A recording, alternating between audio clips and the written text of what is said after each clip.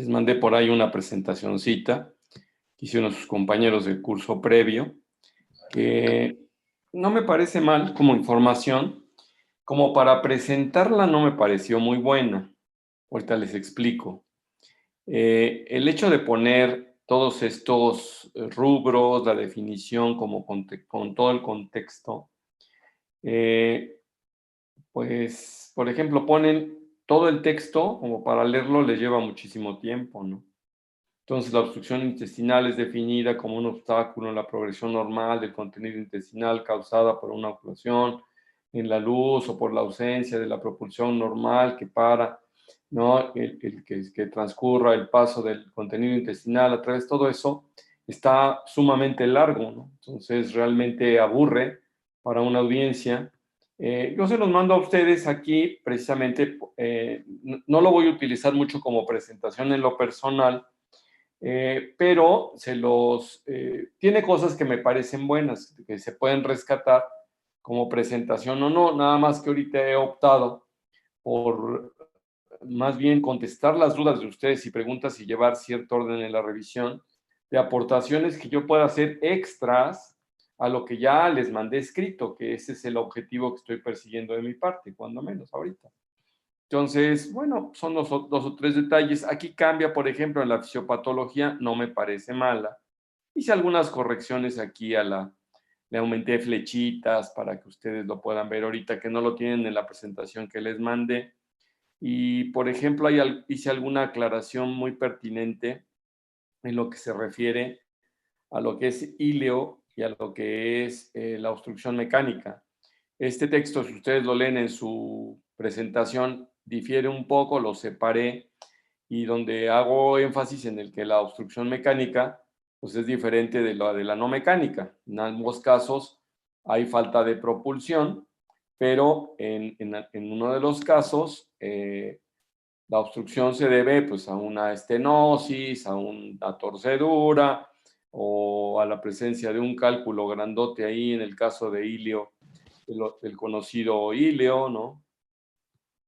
Biliar, etcétera. En el caso de que el paciente tenga falta de propulsión por alteraciones neuromusculares, como sería el síndrome de Ogilvy, o que tenga problemas electrolíticos que hagan que el impulso nervioso en la placa no sea el adecuado, se puede paralizar el intestino y entonces es a lo que se refiere a lo que conocemos nosotros como iliodinámico.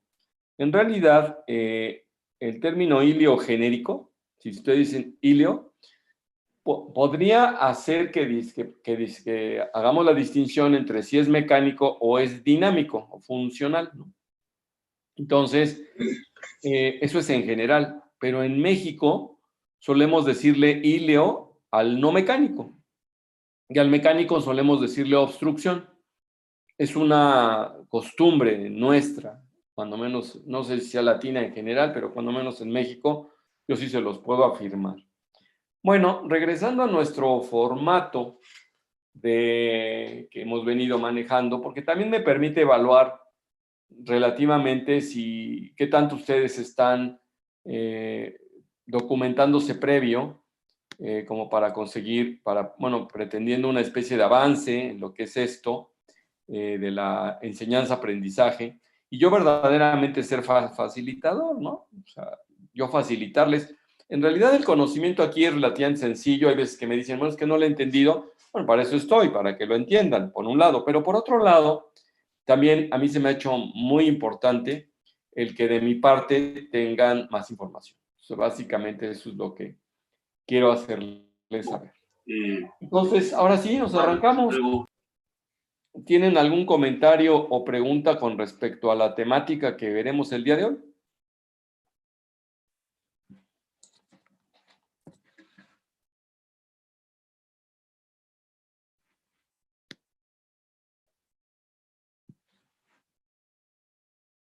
A ver, Araceli Soriano, ¿qué onda?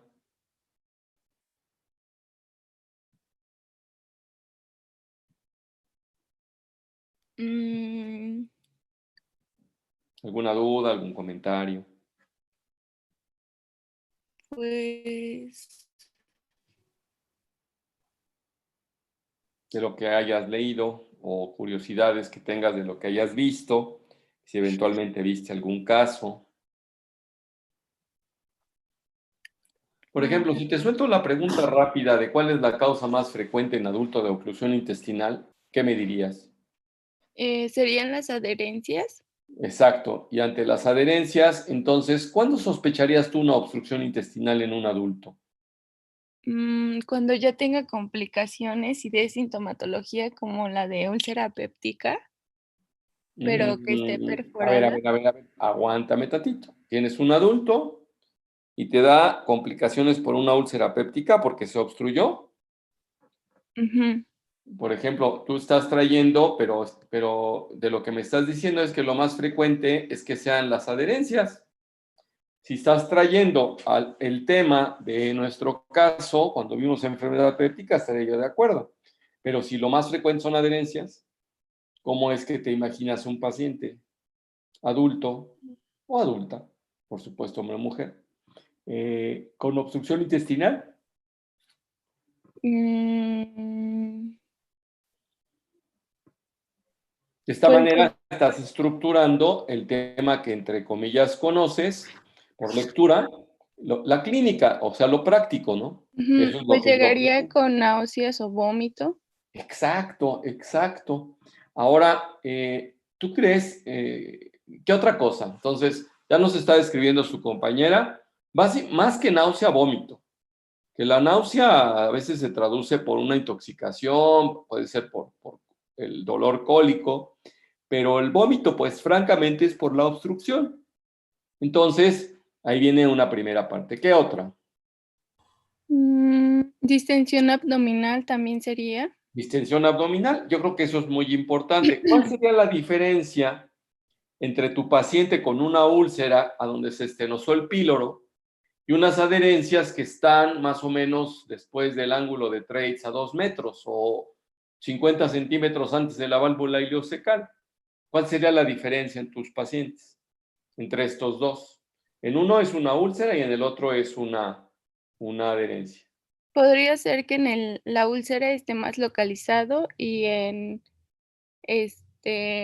la obstrucción, ¿no? Bueno, acuérdate que la úlcera estenosada que se obstruyó es también una obstrucción y es una obstrucción mecánica. Ese es Ujú. uno. El otro es el que tiene su obstrucción por adherencias allá a 50 centímetros del ángulo de Treitz. Nada más que, ¿qué va a pasar con el gas que hay en todo ese trayecto? Estómago, duodeno, yeyuno, íleon, en el obstruido por adherencias y el que está obstruido en el píloro. Pues va a haber mayor gas, mayor Entonces, ¿cómo acumulación, estará la distensión? pues mayor. Exacto. Entonces, fíjate, ya estamos haciendo el ejercicio y nos estamos ubicando, por un lado, en que si la obstrucción es más cercana a la boca, el paciente va a estar más vomitón y nada distendido. Y en el caso de un paciente que tiene una obstrucción distal, va a estar muy distendido, puede estar vomitando, por supuesto, pero ¿qué sucede si tenemos la obstrucción un poquito, digamos, a unos 10 centímetros arriba del ano? Entonces ahí la obstrucción va a ser mayúscula, quiero decir, la distensión va a ser mayúscula y el vómito probablemente llegue muy hasta el final. Ciertamente uno de los casos es una obstrucción alta, en otro de los casos es una obstrucción ya baja, en el otro es mucho más baja y en otro de los casos es tumor y en otro de los casos son adherencias.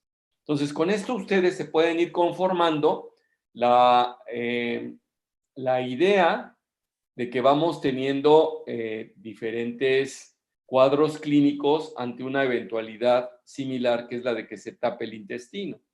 Y de ahí vienen las clasificaciones. Entonces, tanto en hemorragias de tubo digestivo como en obstrucción, el límite, curiosamente, es el ángulo de Treitz. O sea, por donde termina el duodeno, para atrás se considera alta y del duodeno hacia abajo se considera baja o hacia adelante, como quieran ustedes considerarlo.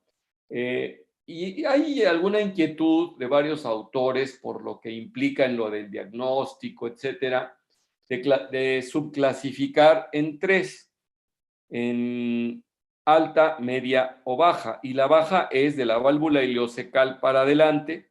La intermedia, obviamente, todo el intestino delgado, excepción hecho del duodeno.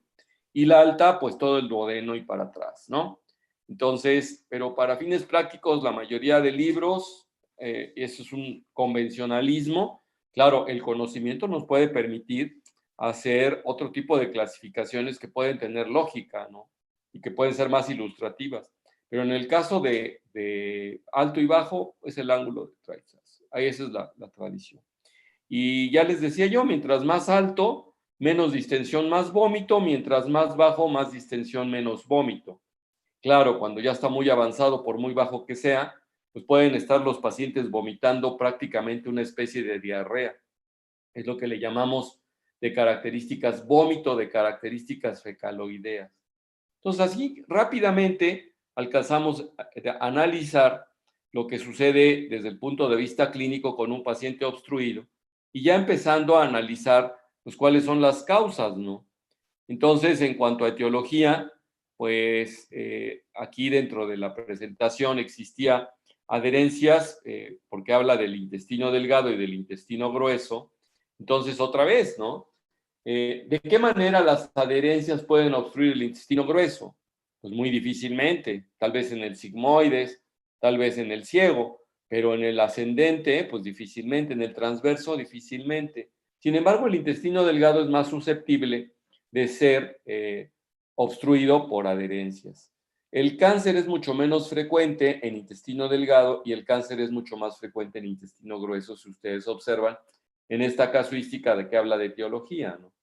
Las hernias, la ventaja, la mayoría son visibles. Hay unas que no son visibles, por ejemplo, una hernia del yatal que eventualmente pueda tener una tipo 4 a donde se torció el estómago, pues esa no es visible desde el punto de vista externo. Sin embargo, una umbilical, una inguinal, una posincisional, pues estas sí son visibles, ¿no?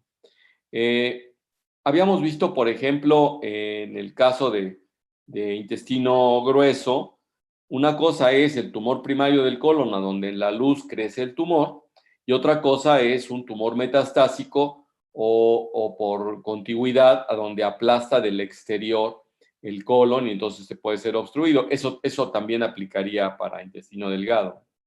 Entonces, ahí tienen ustedes más o menos un listadito de cuáles son algunas causas de obstrucción. Si hablamos, por ejemplo, de bebés, de recién naciditos y demás, pues tenemos otras cosas como serían congénitas. Y, por ejemplo, esto de inflamatorio y de enfermedad de Crohn no es de bebés, pues ya también es de adultos. Eh, por ejemplo, hay casos a donde los niños nacen con diafragmas. Hay una cosa que se conoce como diafragma duodenal y entonces tienen una especie como, pues eso, diafragmas, tienen un orificio a veces puntiforme y los pacientes tienen una obstrucción relativa. En ocasiones tienen, por ejemplo, que en la rotación, digamos, embriológica del tubo digestivo, a veces el páncreas no deja de tener tejido y en lugar de dar la vuelta y quedarse como está, rodea el duodeno y llega a ocluirlo. Y así como esto, pues hay una bola de cosas que podemos ver ahorita más adelante. Entonces, ¿tienen algún comentario o pregunta con respecto a esto? Estamos hablando un poco de las causas y no se les olvide entonces que la tripa puede tener algo adentro que lo ocluya, cuerpo extraño, en niños, por ejemplo, una canica, pues si son delgaditos, si pueden tragar una canicota grandota, pues se puede obstruir en los sitios de estrechez. En el caso de, digamos, cuerpos extraños que obstruyen, es un poquito menos frecuente en adultos mayores, salvo, bueno, en adultos, salvo en pacientes psiquiátricos, ¿no? Que pueden llegar a ser algunas excentricidades que hagan que se obstruyan. Por ejemplo, las personas que los psiquiátricos que suelen estarse tragando cosas de metal, tuercas, tornillos y demás. Esto pasa a ser un club de patología y en la lámina que les tengo, que se conoce como besoares. Aquí está, cuerpos extraños besoares, ¿no? Entonces, esto de los besoares, de lo más frecuente, pues es los que se comen el cabello, ¿no? Se arrancan el cabello y se lo echan lo degluten, y cuando son largos los cabellos, esa deglución hace que se vayan acumulando en el estómago y terminan por no avanzar.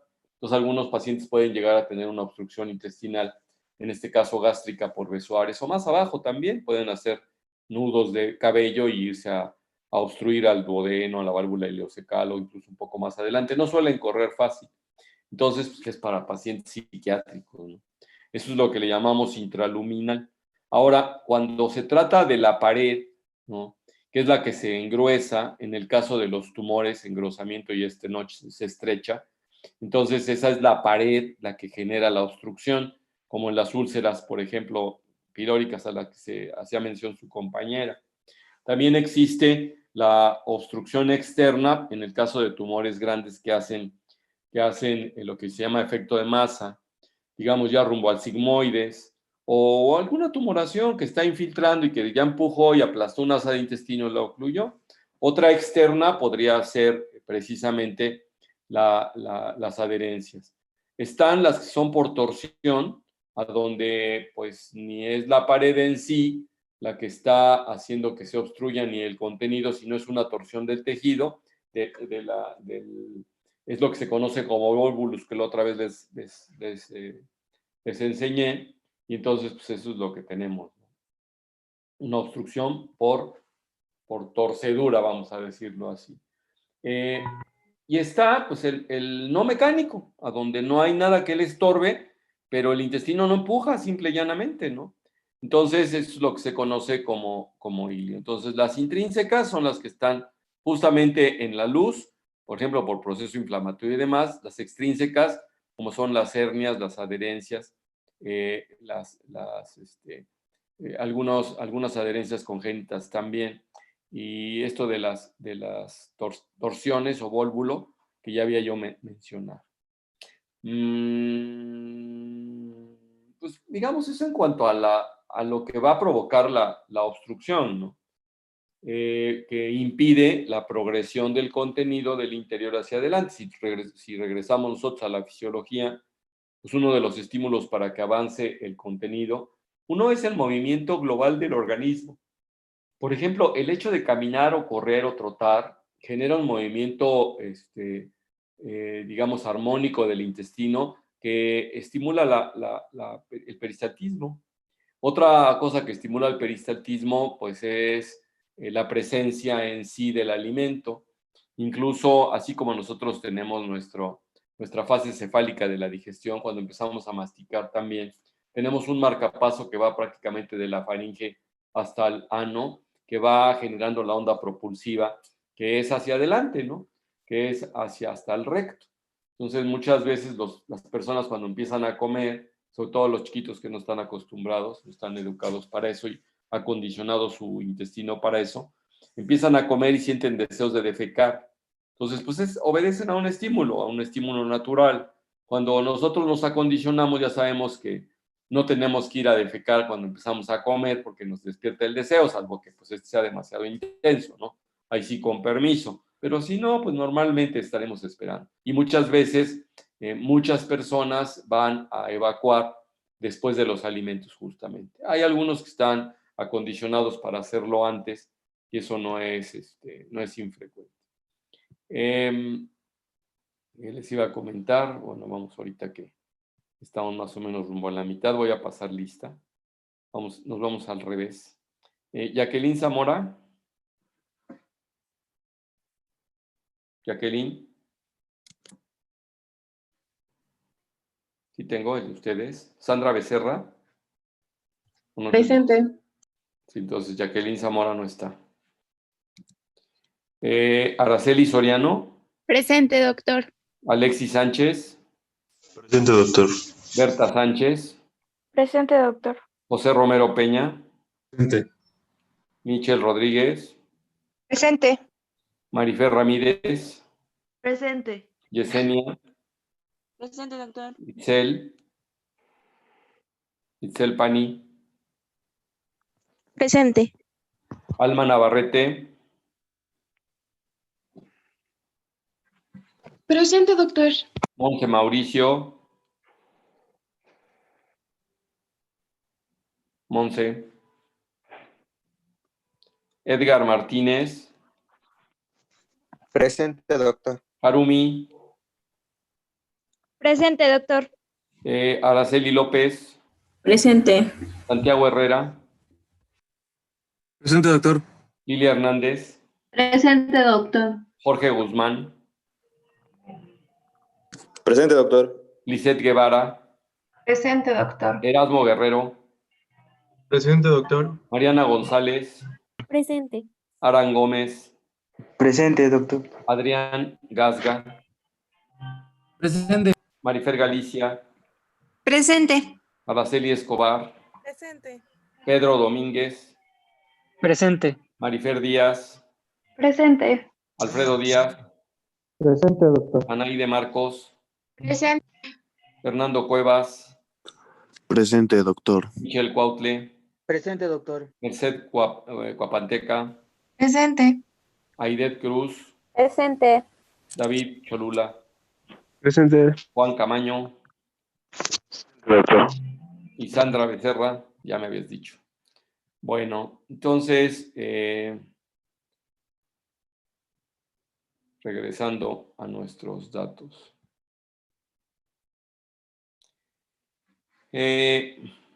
¿Hasta aquí quieren hacer algún comentario sobre lo que se refiere a la obstrucción intestinal?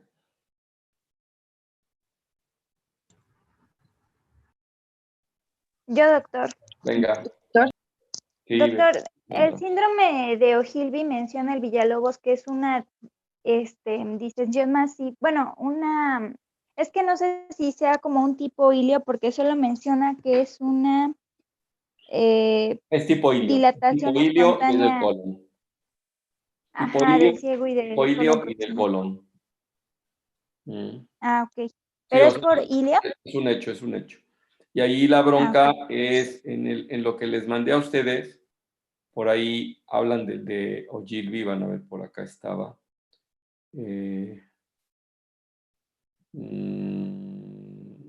Lo menciona bien, incluso, a donde lo define como un trastorno pues, neuromuscular y que puede tener que ver un poco con la flora intestinal, según acá está, miren usted. En realidad es una dilatación, es una especie como de parálisis del colon, es muy de ancianos y se conoce como una pseudoobstrucción espontánea con dilatación masiva de todo el colon, desde el ciego hasta el sigmoides. Y se habla de que está relacionada con alteraciones en la flora intestinal, con datos de isquemia que hacen que se altere la actividad simpática y parasimpática, ambas actividades, y finalmente el intestino no se contrae. Y entonces, pues a veces se les puede ayudar a estos pacientes con colinérgicos, por ejemplo, precisamente con neostigmina, y pueden evacuar los pacientes o no. Los que a mí me tocó ver son en pacientes que están mucho tiempo acostados, no tienen ninguno de los estímulos y sobre todo que traen ya otras enfermedades concomitantes y padecen de isquemia. Por algún motivo tienen una discreta hipotensión, a veces hacen una diarreita y vendría siendo la contraparte discreta un poco de lo que sería la enterocolitis necrotizante en los niños recién nacidos que tienen hipoxia, ¿no? Entonces, una de las cosas, ahorita lo vamos a analizar, por cierto, en fisiopatología, que se me hace interesante. Entonces, aquí lo que me gustaría analizar era la fisiopatología. Vayan ustedes a repasar todas las patologías que están relacionadas con la posibilidad de obstruir, que son muchas, y después vamos a ver cuál es el manejo, que eso es lo que interesa. Y claro, cómo diagnosticarlos. Por eso quise empezar con eso, porque es bien importante hacer la historia clínica. Cuando ustedes tengan un paciente con vómito y distensión, la historia clínica es muy importante.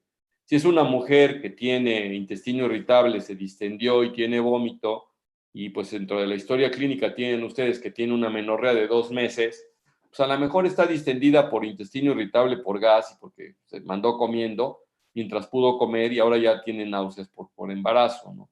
O por los antojos que tenía y se le antojaron sus molotes y sus plátanos, o sus camotes esos que venden en la calle y entonces acumuló gases y pues nada que ver con una obstrucción, ¿me entienden? O sea, hay varias cosas que nos tiene que hacer pensar en si efectivamente se hace o no se hace. Entonces, a grosso modo les estoy pasando lo que clínicamente podemos tener enfrente ante una obstrucción intestinal, porque luego nos volvemos muy teóricos de acá y en la clínica se encuentran ustedes enfrente de un paciente con obstrucción y ni la piensan, ¿no? O es en lo primero que piensan y ni siquiera es eso, ¿no? Resulta que tiene ascitis el paciente. En un paciente con ascitis y vómito, pues hay mucha diferencia. La distensión es por agua y no es por gas. Y ya trae días, etcétera. O sea, todo eso lo tienen ustedes que pensar, ¿no?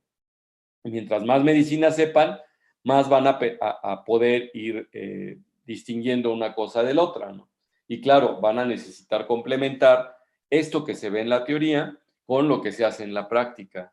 Y de ahí que sus PCs, que lástima que ahorita no están activas por lo que ya sabemos, esperemos que en breve ya se puedan regresar y si no en el internado de pregrado tendrán que hacerlo. Bueno, y claro, y de ahí en adelante, porque nuestra realidad es ver pacientes. Y claro, el soporte para poderlos ver bien y atenderlos bien es cultura médica, o sea, conocimiento. Y esta es la mejor oportunidad de ustedes para tener la más amplia cultura médica, cuando tienen que saber un poco de todo, pero el hecho de saber un poco de todo, pues traerlo, ¿no? A la mente. Ahí es donde viene esto. Bien, Doctor, venga. ¿la endometriosis también podría causar obstrucción? Sí, claro. En las mujeres la endometriosis puede producir pegostreamientos en diferentes sitios y a veces es tan intensa que puede llegar a causar datos de obstrucción intestinal. Afortunadamente son las menos, porque incluso la endometriosis puede dar tumores conocidos como endometriomas. Y entonces estos a veces están en el peritoneo, se siembran en el peritoneo, pues en todo el peritoneo puede ser, pues ustedes pueden tener... Aparte, la endometriosis es tan traviesa que puede andar en cualquier parte, en cualquier mucosa, ¿eh? Yo tenía una compañera que cada vez que arreglaba tenía pistaxis y seguramente tenía su foco endometriósico por ahí, por la nariz, ¿no? No faltan las mujeres que tienen rectorragias asociadas a sus reglas, que pues pueden tener también focos de endometriosis. La mayoría no son tan ectópicos, la mayoría están en la superficie peritoneal. Entonces, sí, claro, eso en cuanto a etiología. Una de las cosas que orienta mucho es que se da más cuando reglan, porque el tejido endometrial pues obedece al ciclo hormonal normal del endometrio pues normal también, y entonces pues ahí es a donde tienen el sangradillo. Si están cerrados, hay otra cosa, por ejemplo, que se llaman endometriosis de postcesáreas de la pared abdominal. Ahí está interesante ese tema, por cierto. Bueno, ¿algún otro comentario? Vamos a hacer un repasito, si no lo hay.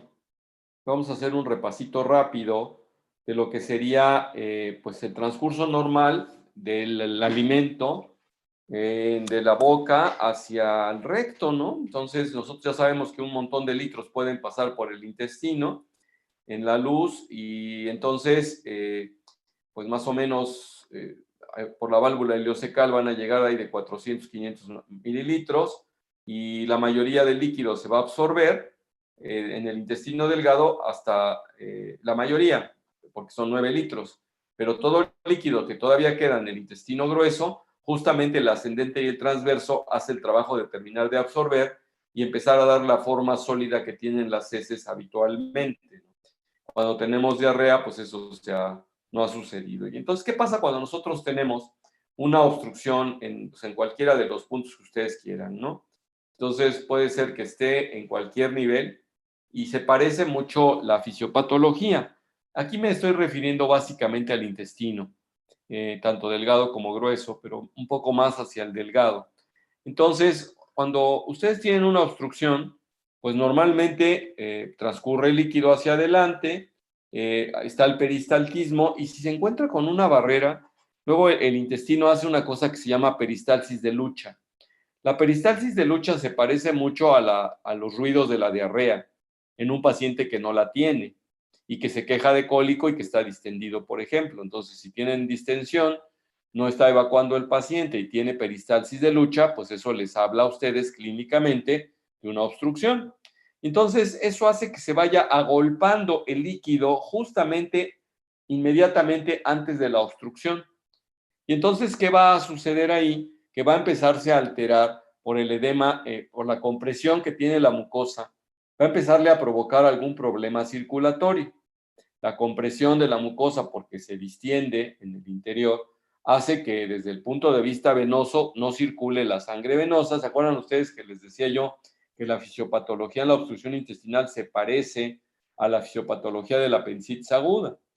Entonces, se va a alterar la dinámica de intercambio y no va a ser preferente de absorción, si fuera el caso, sino que va a pasar líquido a la luz del intestino, curiosamente, y todavía se va a llenar más. Entonces, se va a acumular líquido en la luz intestinal. Y además, curiosamente, se pierde la barrera de la mucosa de protección bacteriana, y entonces las bacterias van a irse no es que traspasen todas las paredes, sino que se van a la circulación. Y entonces ustedes ahí lo que van a tener en el paciente es que por un lado también va a jalar agua a la luz del intestino y se va a ir esta agua al tercer espacio, y el paciente va a tener una deshidratación relativa que aquí se llama como, le ponen como depresión de volumen. Entonces, el hecho de que esté ahí parado el líquido en el intestino, les decía yo, puede favorecer la multiplicación de bacterias, y entonces dentro de estas están las aerobias y las anaerobias, pero una vez que el medio se hace propicio para las anaerobias, porque las aerobias han terminado con el oxígeno que hay ahí, viene pues una especie de fermentación y aumenta el gas en el intestino. Acuérdense ustedes que la gran cantidad de gas que hay en el intestino, la mayoría, no es por fermentación. La mayoría de gas que está en el intestino es por deglución. O sea, el gas, ahorita yo que estoy hablando con ustedes, seguramente estoy deglutiendo aire, y ese aire pues va a pasar a mi intestino y posteriormente, sea que lo eructe o sea que tenga yo alguna flatulencia, lo pueda yo arrojar. Entonces, la dilatación del intestino y la acumulación de líquido va a inducir proceso inflamatorio. Y entonces hay reflejos neuroendocrinos, hay lo que les decía yo, que se incrementa el peristaltismo, ¿no? Para tratar de pasar la obstrucción, y tenemos nosotros lo que se conoce como fatiga gradual, y entonces al final el paciente tiene una disminución de los movimientos. Si el paciente aparte se deshidrata a tal grado que pierda potasio, también aquí el potasio tiene que ver con eso, con el hilio. Entonces, una vez que se dilató demasiado el intestino, lo primero, por cierto, la isquemia, en general el intestino, la capa que más sufre de la isquemia es la mucosa. Es a donde las repercusiones son más grandes, donde primero se muere el tejido, donde primero se repara curiosamente, y cuando ya tienen otra vez perfusión, y ese es el que más sufre. Entonces, si se aplasta mucho la mucosa, les decía yo, primero empieza a sufrir la cuestión venosa, genera edema, y después al final las arteriolitas chiquitas también se ocluyen y entonces tiene isquemia el paciente. Y la isquemia ya desde antes está induciéndose un mecanismo de defensa y un proceso como inflamatorio, y entonces el paciente tiene todas esas repercusiones. Entonces, obviamente, al aumentarse todavía más la tensión en la luz del intestino, pues se ocluyen incluso ahora las arterias de la muscularis, ¿no? Y entonces el paciente puede tener isquemia general en el intestino, y cuando existe isquemia se pierde la cohesión del tejido, se reblandece hasta que se perfora. Entonces, la parte final de una isquemia intestinal, cuando esta está sometida a tensión, es que revienta. Entonces, imagínense ustedes un paciente al que se le revienta un asa de intestino, si ya le estaban pasando bacterias a la circulación de la luz, ahora las bacterias pasan al peritoneo y en el peritoneo se absorben en serio. Entonces, el paciente pues va a tener una septicemia que puede terminar en choque séptico, y pues eso es lo que vamos a tener, ¿no? Entonces, y pues muerte. Ya les decíamos que se obstruyen las venas, aumenta, y si todavía esto hace que haya trasudado hacia la luz del intestino, y lo que les decía yo, en las paredes hay edema, y pues obviamente la mucosa y lo puse en rojo, esto yo se los cambié, ustedes no lo van a encontrar en lo que yo les mandé ayer que estaba yo revisando para dar este tema. Entonces, la mucosa intestinal es la más sensible a la isquemia. Y entonces, lo que habíamos mencionado. Aquí hay otro tipo, todo lo que les mostré antes es una obstrucción simple, de ahí que sus compañeritos hayan puesto obstrucción simple. Hay otro tipo de obstrucción, que en este es un punto donde está tapado y no avanza. Hay otro tipo de obstrucción, el ejemplo clásico es una hernia. Entonces, si una asa se mete a un orificio, entonces tenemos el orificio. Se mete un asa ahí en el orificio, está el saco herniario. Y esta asa, normalmente, pues si está ahí y no tiene alimento ni nada y se mueve el paciente, puede ser que se reduzca en forma espontánea, no pasó absolutamente nada. Si siente un poco de molestia porque se le metió el asa a la hernia y al saco que se ve como abombado, y el paciente se masajea y la regresa, pues tampoco va a pasar nada. Pero si llega un momento donde se mete el asa, no le hizo caso a la persona, esta asa se llena de gas por cuestiones normales y ahora resulta que al estar llena de gas, y si ustedes quieren, entra un poco de contenido y ya el orificio no la va a dejar regresar. Y al no dejarla regresar es lo que le llamamos obstrucción en asa cerrada. Por un lado, el intestino está con un bloqueo en la parte proximal, que ese sería simple, pero el segmento que quedó atrapado genera una asa cerrada y entonces esa asa cerrada, la principal bronca que tiene es la isquemia. Entonces, es por lo que decimos que las hernias se estrangulan. ¿Por qué? Porque tienen sufrimiento vascular. Y otra vez sucede exactamente lo mismo. Al principio serán las venas las que se aplastan un poco, ya no deja regresar la sangre hacia el mesenterio, porque las venas se aplastaron, son blanditas, la circulación arterial sigue llegando y entonces empieza a haber edema.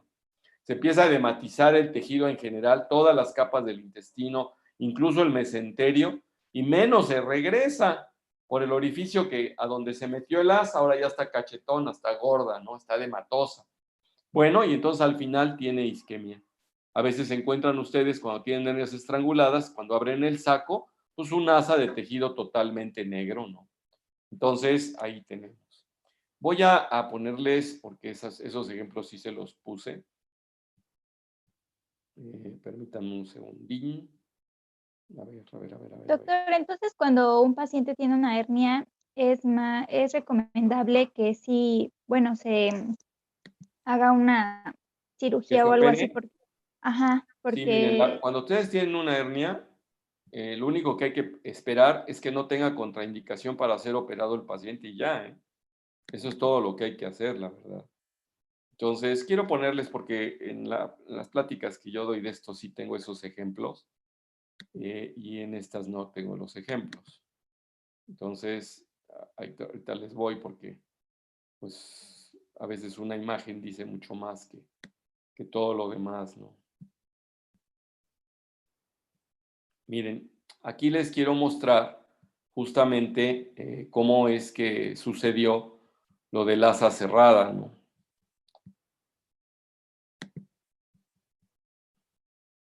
Ahora les comparto la pantalla. Aquí tienen ustedes una asa cerrada. Miren ustedes cuáles las características que tiene externas, ¿no? Totalmente negra, pues es parece moronga, ¿no? Entonces, es una paciente que operé de 70 años de edad. Cuando la operé creo que tenía 76. Y tenía cirugías previas. Y aunque no era una hernia externa, una adherencia le había generado un agujero y por ahí se metió el intestino y generó todo este tipo de secuencia que ya hemos venido repasando. La secuencia que hemos venido repasando, en esta imagen se ve lo de líquido intestinal, aumento de presión, circulación venosa, pérdida de electrolitos, translocación bacteriana, edema, respuesta inflamatoria, deshidratación, mayor edema, y entonces al final lo que tenemos es compresión de las arteriolas, isquemia, presencia de citocinas, inflamación, lesión de la mucosa, lesión de la pared y perforación. Si se perfora, pues peritonitis, sepsis y choque mixto, de lo que había yo hablado hace un momentito. Entonces, ahí tienen ustedes una de las posibilidades. Por ejemplo, aquí lo que les estoy mostrando es una adherencia interna. Este es un mesenterio y casualmente se había hecho una adherencia, acá se está metiendo el dedo a donde está la adherencia que genera un orificio. Luego son traviesos los intestinos y se meten por ahí y ahí es a donde se estrangulan. Entonces es una hernia interna generada por adherencias. También se les da en llamar bridas, ¿no? Por ejemplo, otra causa de obstrucción es la intususcepción. Por ahí en el artículo, en el tratamiento, ahí se dice qué es lo que hay que hacer. Estábamos entonces, yo creo que con esto terminaríamos con la cuestión de la fisiopatología. Doctor, Sí, venga. entonces, ¿cuál es la diferencia entre una brida y una adherencia? No hay. ¿No? Bueno, a lo mejor, a ver, ahí te va. Probablemente si te pongo yo estas imágenes que no me parecieron malas también. A ver, vamos a dejar de ver pantalla y ponérselas otra vez para poderla cambiar. Por ejemplo, aquí, esta imagen les muestra a ustedes cómo hay adherencias, ¿ya vieron? Son adherencias velamentosas. También las adherencias nosotros las clasificamos, que vienen desde velamentosas como estas, que si se fijan son muy delgaditas. Estas probablemente no van a generar gran problema, pero si esta adherencia no está así y está, por ejemplo, así, y acodan totalmente esta asa de intestino de manera que ya no pueda pasar acá, pues es una causa de obstrucción por adherencias. Cuando son únicas, pueden luego ser muy gruesas y es a lo que le damos en llamar brida. Entonces, les decía yo que pueden ir desde transparentes, más gruesas, entre las asas, pueden ser muy gruesas, pueden ser muy fibrosas y hay de adherencias a adherencias, ¿no? Entonces, a veces todavía el paciente, después de una cirugía donde se utilizó sutura y demás, hacen reacciones granulomatosas inflamatorias que generan ese tipo de adherencias que tienen muy diferentes tipos, la verdad. Entonces, por eso es que pues estábamos mencionando eso, ¿no? Acá, por ejemplo, ya les decía yo de nasa cerrada, ya les mostré. En el caso de cuando se comprime la vena mesentérica, pues obviamente los vólvulos lo que producen es justamente eso. Ahorita les muestro un vólvulo más bonito, la verdad. Y en el intestino grueso, una de las cosas que sucede es que ahí también hay una súper recontraarchidilatación, ¿no? Entonces, aquí hablan, por ejemplo, de la obstrucción del intestino grueso, hablan de la clasificación, la ecuación de Johnny Laplace, de la tensión. Entonces, lo único que les quiero hacer notar es que lo que se observa más en el intestino grueso es una gran dilatación. Y a veces los pacientes ni siquiera se quejan de otra cosa al principio, más que de una gran dilatación. Voy a cerrar esta, vamos a dejar abierta otra, ahorita les voy a otra vez abrir esta. Permítanme un segunditín. Esta que estábamos viendo ahorita, la que les estaba yo mostrando.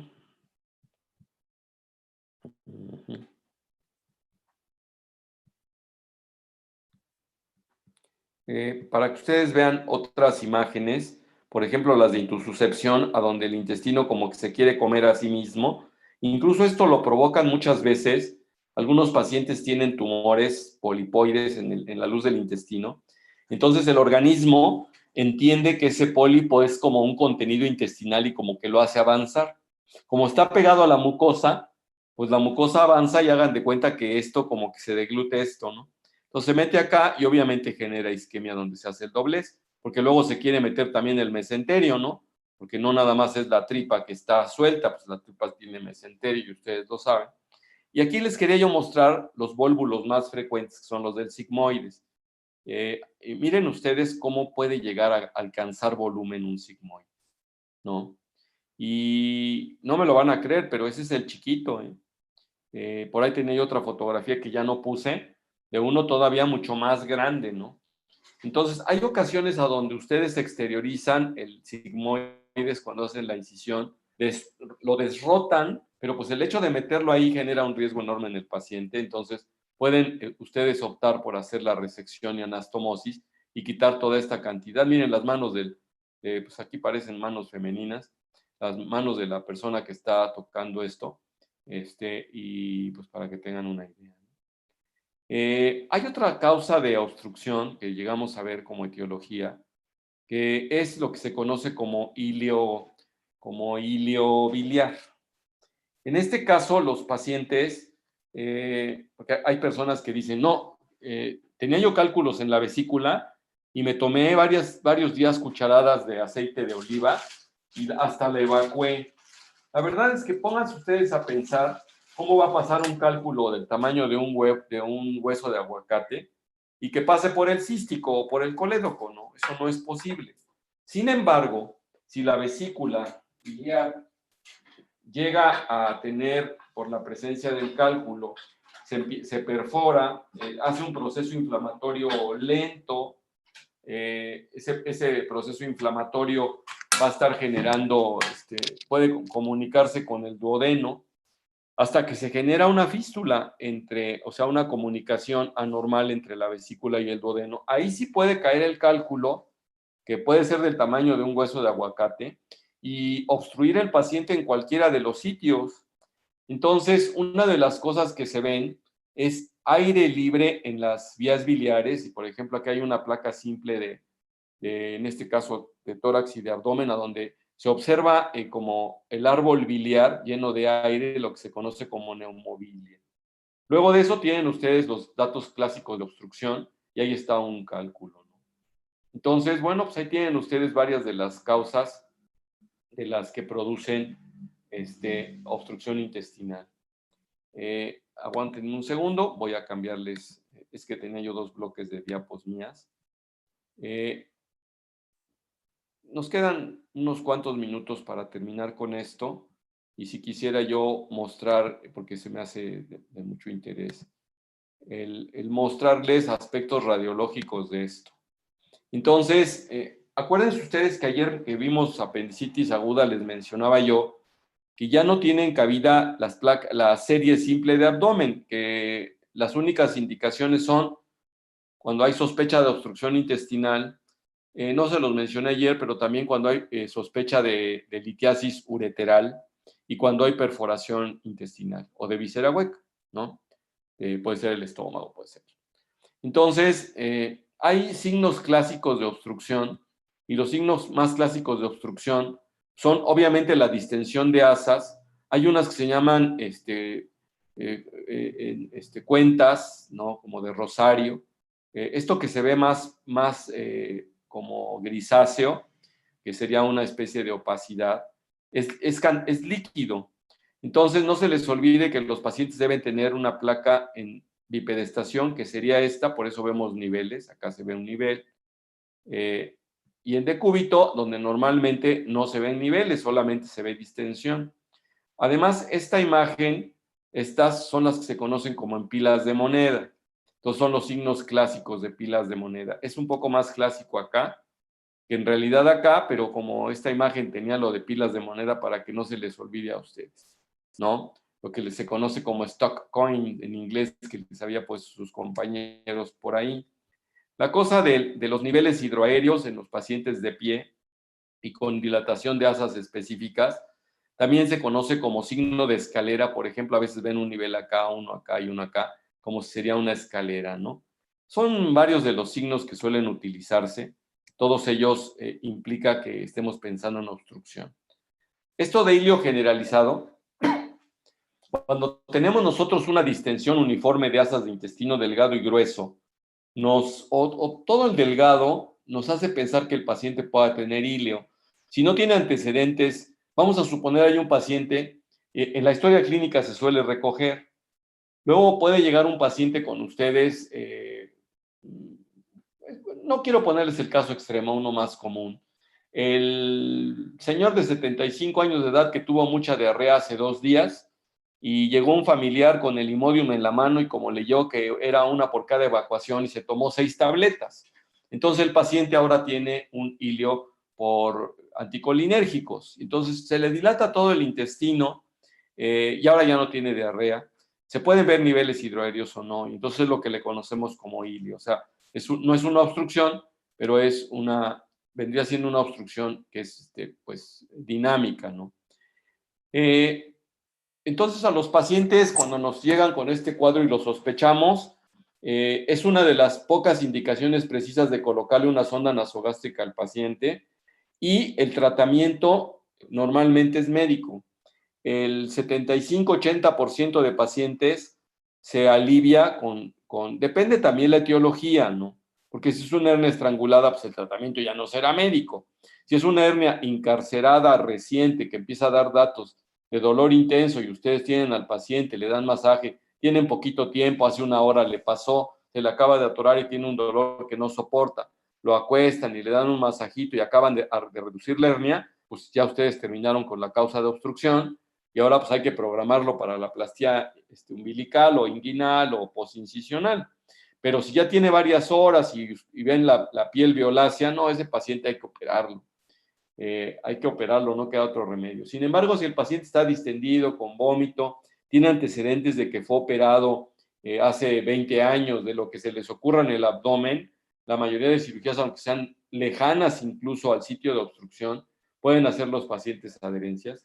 Entonces, bueno, pues vamos a reponer, hay que checar los líquidos y los electrolitos, eso es importante. Y pues ponerle la sonda nasogástrica 24-48 horas, pues darles algunos antiespasmódicos al principio y el tratamiento es conservador. Si no hay respuesta después de las 48 horas, entonces o recurren los síntomas, el paciente ya mejoró y le vuelven ustedes a dar líquidos y otra vez se distiende, pues hay que operar.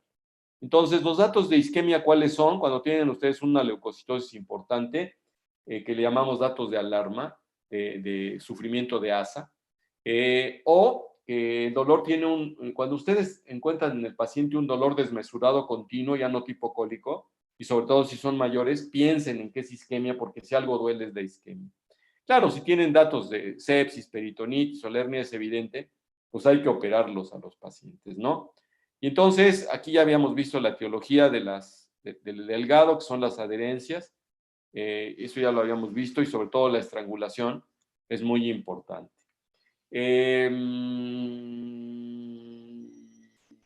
Aquí hay un algoritmo que está en las guías de práctica clínica. Dice, paciente con dolor abdominal con oclusión intestinal, dolor abdominal mayor a 4 de EVA, leucocitosis de 10,000, proteína C reactiva por arriba de 75.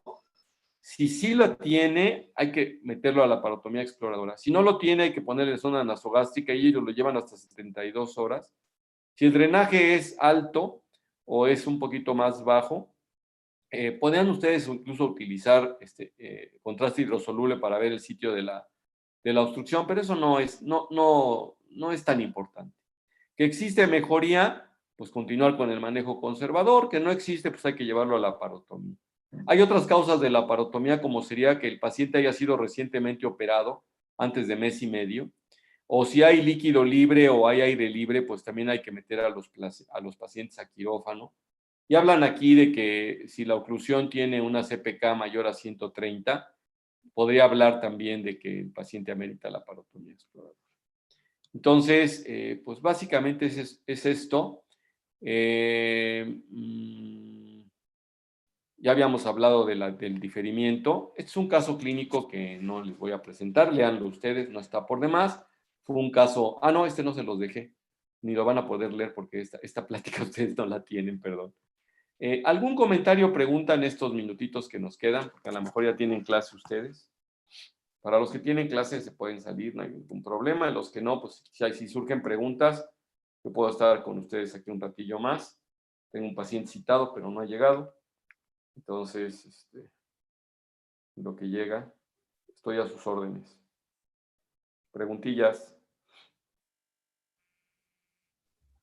Doctor, en caso de que por ejemplo, con sonda nasogástrica responda bien y se resuelva el cuadro sin problemas, puede pasar que ese mismo paciente tenga recurrencia, no sé, algunos meses después o algo así, a pesar de haber respondido muy bien con el tratamiento conservador. Sí, hay pacientes que he llegado yo a ver que en el transcurso de un mes ingresan un par de veces o 3 al hospital.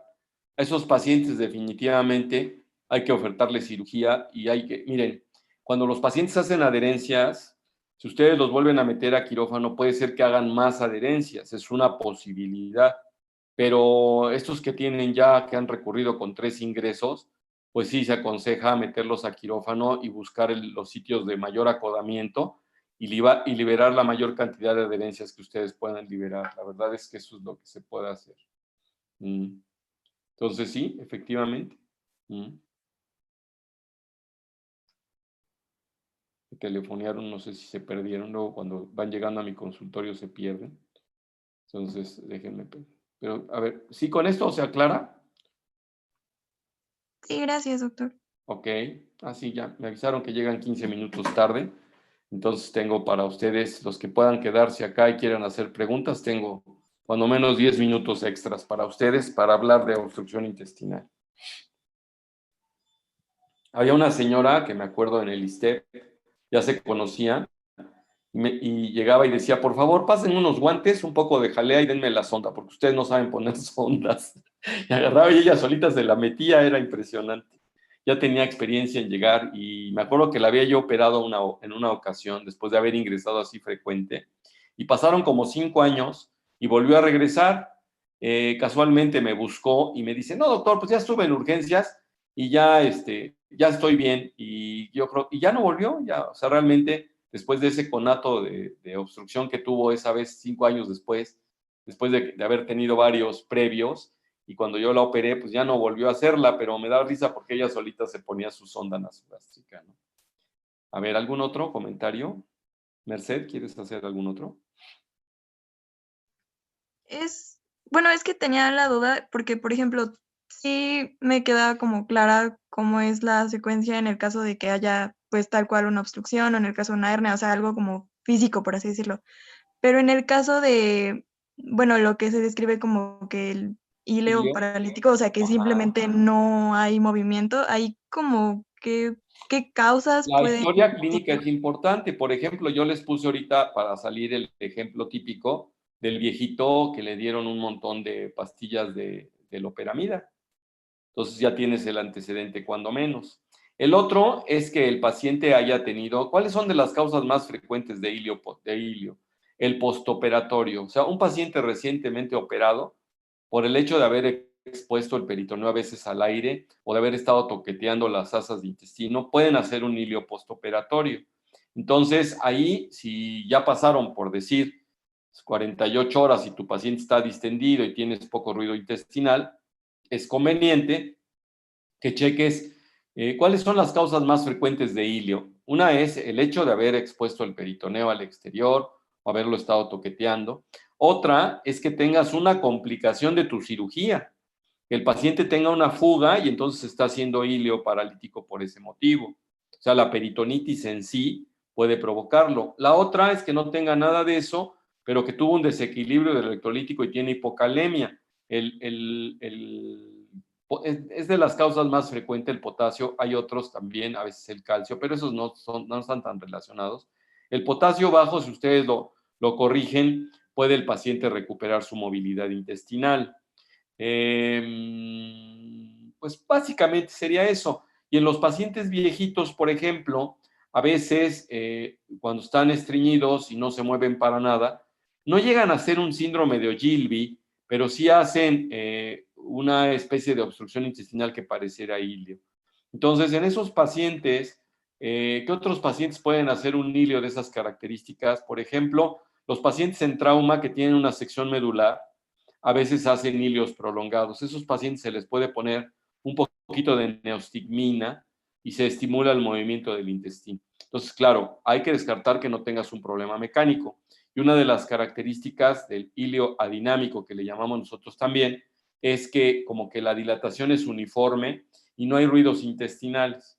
También desde el punto de vista clínico, el estetoscopio en el abdomen en un paciente que tiene una obstrucción ya digamos, de varias horas o de algunos días, se oye como cuando ustedes se meten a una alberca y que se oye una especie de gluc, gluc, gluc, gluc. Eso es lo que luego le dan en llamar ruidos metálicos, ¿no?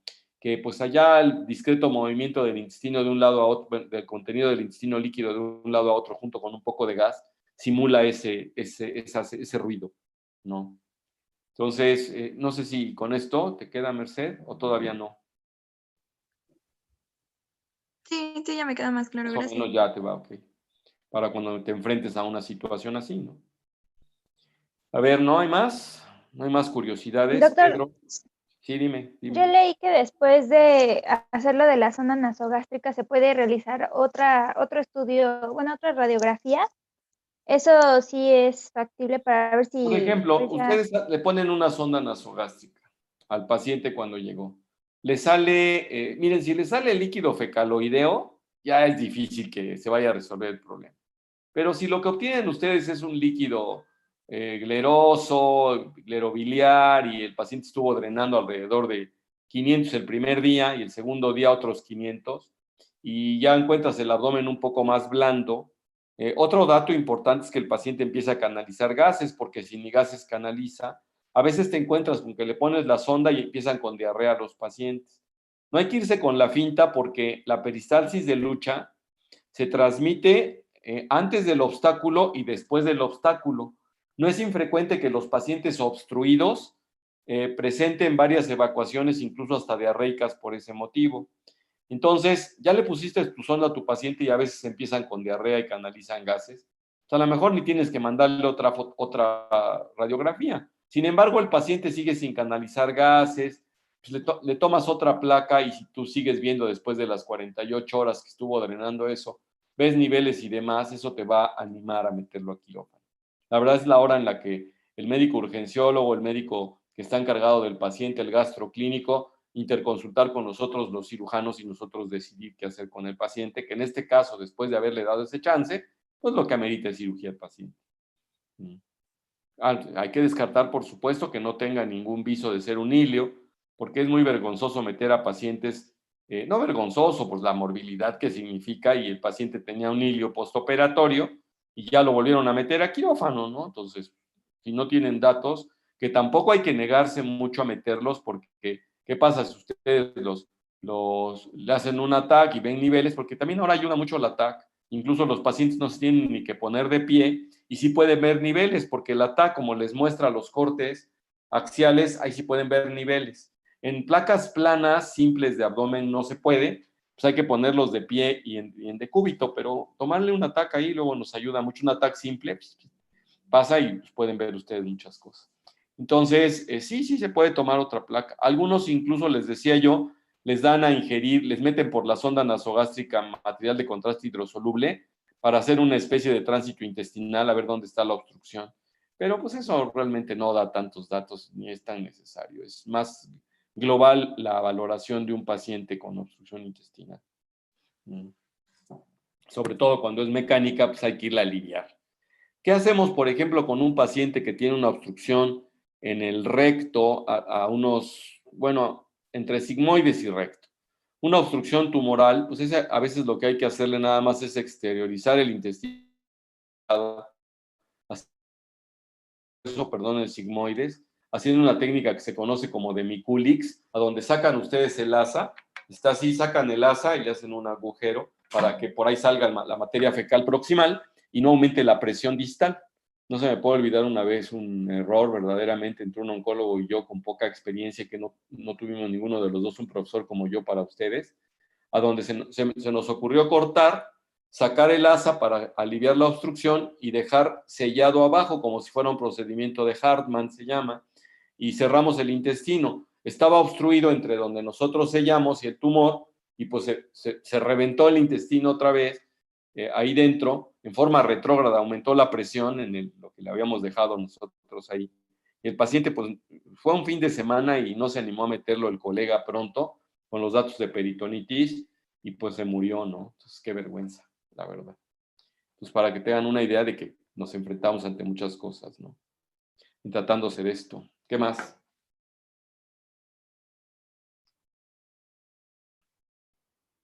Ya no hay más.